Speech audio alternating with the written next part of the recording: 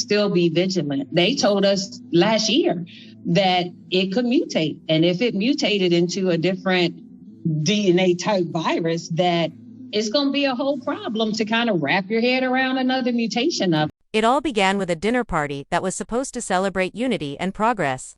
A gathering meant to honor milestones, bring closure to past wounds, and uplift the future suddenly became the setting for one of the most talked about, emotionally intense, and deeply personal confrontations in love and marriage, Huntsville history.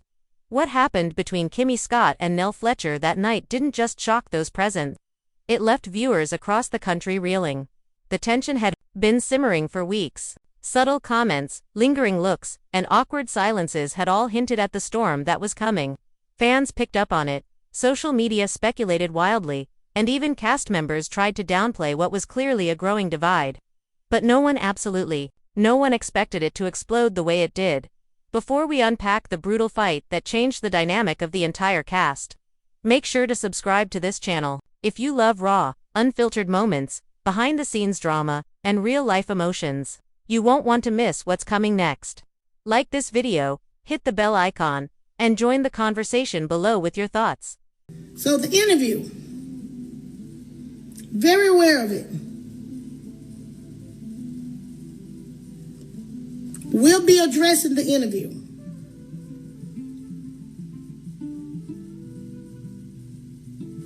Have receipts, because a lot of lies were told, and I had to ask myself, am I going to go on here and say something?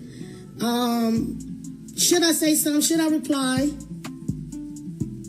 Or should I just not do anything and, just let them have it? Now, let's go inside the moment that made reality TV history. The evening started smoothly. Elegant decor, gentle jazz music, and the clinking of glasses set the tone. Morris and Martell had even managed to put aside their usual competitive energy for the night, focusing instead on uplifting speeches and group unity. But it was clear, something was off. Kimmi, ever graceful but visibly tense, stayed unusually quiet. Nell, on the other hand, was radiant and outspoken, more animated than usual. It was during a toast that things took a turn. Nell raised her glass and said something that seemed innocent enough on the surface, to truth, clarity, and standing in your purpose, even if it makes others uncomfortable. Kimmi froze. At first, no one caught it, but then Kimmi set down her glass, stood up slowly, and with a calm voice that masked a storm underneath, replied, "Standing in your purpose doesn't mean standing on someone else's pain." The room fell silent. What followed was 17 minutes of raw, unfiltered confrontation. A verbal clash that peeled back years of tension, unspoken grievances, and behind-the-scenes shade. Kimmi accused Nell of weaponizing her struggles to gain sympathy and attention. She referenced moments where Nell had, according to her, subtly undermined her journey with cancer, made veiled comments about her marriage, and betrayed confidences in the name of keeping it real. Nell didn't hold back either. She clapped back with equal fire, accusing Kimmi of playing the victim and manipulating the narrative to maintain a favorable public image. "You want to be the hero in every story," Nell said, "but sometimes, you're just the common denominator." That line hit like a slap. Emotions spiraled. An apology. More so because a lot of times he'll have this perspective of it was a joke or I was trying to be funny, and it did not land at all. Cast members tried to intervene. Melody stood between them at one point, physically holding Kimmi back as her voice escalated. Marcel and Morris exchanged looks that said, "This has gone too far," but no one knew how to stop it. The shocking part wasn't just the words, it was what they revealed. Pain, jealousy, fear, pride, the kind of deep, unresolved emotional debris that often lies dormant until a trigger unleashes it. Both women had clearly carried resentment for years. The show just gave it a stage. After the confrontation, Kimmi walked out. Cameras caught her in the hallway, shaking, not from rage but from release. "I've been holding it in for too long," she said through tears. "And I'm done." The aftermath was just as intense. The following episode showed cast members struggling to pick sides, and producers scrambling to do damage control. Fan reactions ranged from stunned sympathy for Kimmi to unexpected support for Nell, who some felt had finally said what needed to be said. Hashtags like #TeamKimmi and #Nell said it began trending, but beyond the surface drama. The moment sparked a much-needed conversation about authenticity, about how women support each other, about how emotional wounds can be disguised as strong personalities, and how silence often screams the loudest. Kimmi later released a statement. Not for damage control, but to reclaim her voice. I am human, I hurt, I forgive, but I will not apologize for finally defending my peace. Nell, for her part, posted a cryptic quote on Instagram. Sometimes, the truth sounds like hate to those who hate the truth. And just like that, the lines were drawn. But the bigger story isn't about who was right or wrong. It's about what happens when years of tension, betrayal, and suppressed emotion meet the pressure cooker of reality television. This wasn't just a fight. It was a reckoning. And it might just be the beginning. What came next was a series of private meetings, reconciliations attempted off-camera, an emotional fallout that reached far beyond just Kimmi and Nell. Their confrontation had shifted the atmosphere of the entire cast.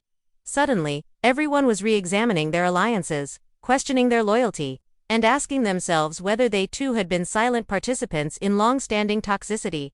Morris and Kimmi's marriage, already under the microscope due to her health battles and his workload, was put to the test. In an emotional confessional, Kimmi admitted that Maurice had urged her to keep the peace many times, even when she felt disrespected. Sometimes I wonder if he sees the whole of me, she said. Not just the strong wife, but the woman who bleeds, too. Meanwhile, Nell faced her own wave of criticism. Though many fans applauded her boldness, others accused her of lacking empathy. She responded in a follow-up interview, "People forget, I came into this show with love. But love doesn't mean silence when someone is being fake." The network capitalized on the moment with a 2-part reunion special teaser that promised never-before-seen footage and one-on-one interviews. Hype reached fever pitch as cast members hinted that the reunion would finally air messages, voice notes, even clips from unaired footage. And when the reunion aired, it didn't disappoint. Kimmi came prepared. Dressed in white, symbolizing clarity and closure, she brought notes, timestamps, and a composed demeanor that contrasted the fiery confrontation weeks earlier. She laid out instances where she felt targeted, manipulated, and disrespected not just by Nell but by others who stayed quiet. Nell responded with her own fire, revealing that Kimmi had once called her a place filler in a private message. "You never saw me as a friend," Nell said, "only as someone who couldn't threaten your spotlight." The reunion moderator struggled to keep control. Tears were shed. Walk-offs happened. Even Carlos King, the executive producer, stepped in to clarify off-camera incidents that had long been rumored. In the weeks following the reunion, something remarkable happened. The fan base split, but not in hatred, in deep reflection.